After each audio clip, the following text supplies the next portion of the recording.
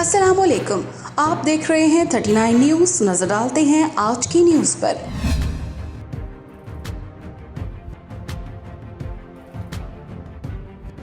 तफसीलात जानते हैं अपने नुमाइंदे से।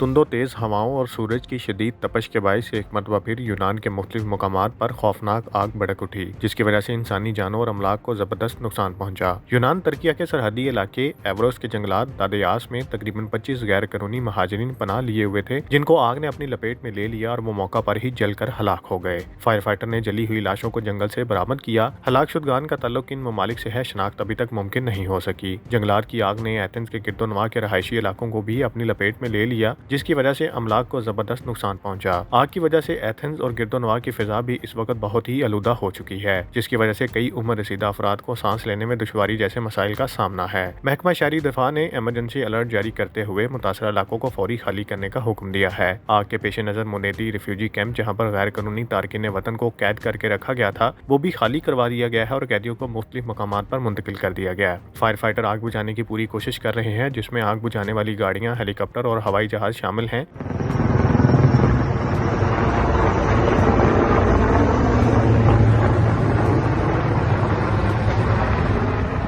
ताहम अभी तक आग पर काबू नहीं पाया जा सका। इम्तियाज गुल, नुमाइंदा खसूसी, 39 न्यूज़ HD, एथेंस, यूनान।